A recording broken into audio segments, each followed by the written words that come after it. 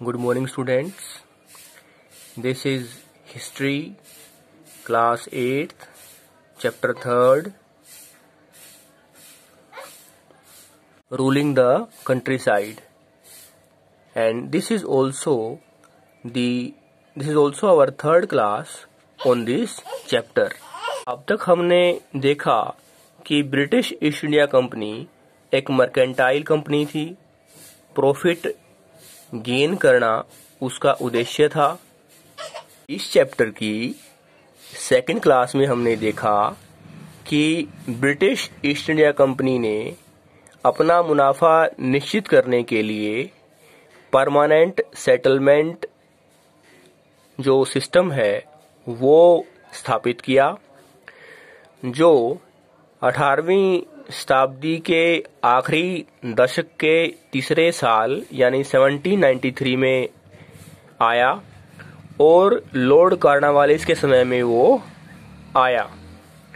उसमें क्या था कि कंपनी जमींदारों को बिचौलिए के रूप में रखकर किसानों से कर इकट्ठा करती थी और जमींदारों से आशा करती थी कि भूमि का, जमीन का, खेतों का रखरखाव सुधार जमींदार करेंगे।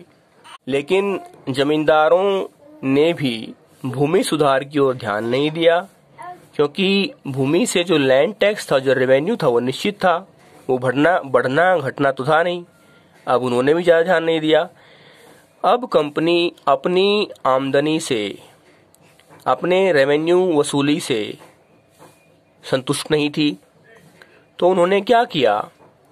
उन्होंने 1822 यानी 19वीं शताब्दी के तीसरे दशक के दूसरे साल में एक और सिस्टम, महालवाड़ी सिस्टम लागू किया, जो होल्फ मैकेंजी ने उसकी रूपरेखा निर्धारित की और जो बंगाल प्रेसिडेंसी के उत्तर पश्चिमी प्रांतों में लागू किया गया, जो वर्तमान का यूपी का एरिया है, उत्तर प्रदेश का इलाका है।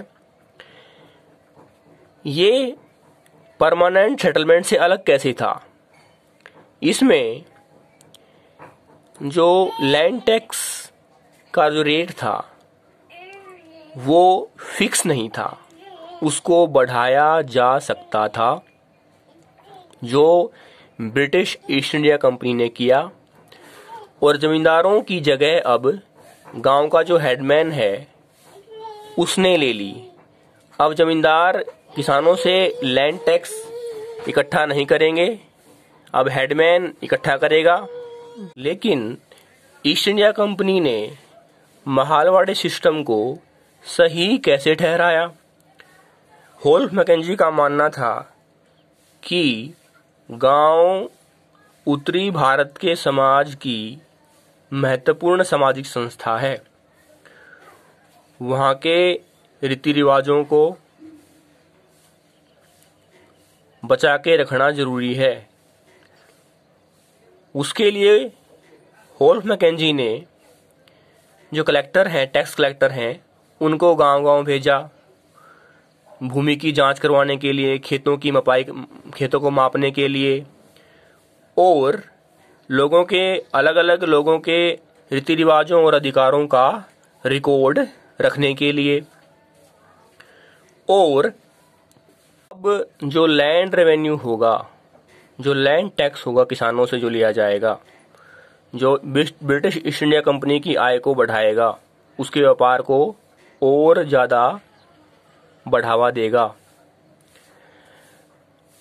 उसको बढ़ाया गया और उसको आगे और भी बढ़ाया जा सकता था,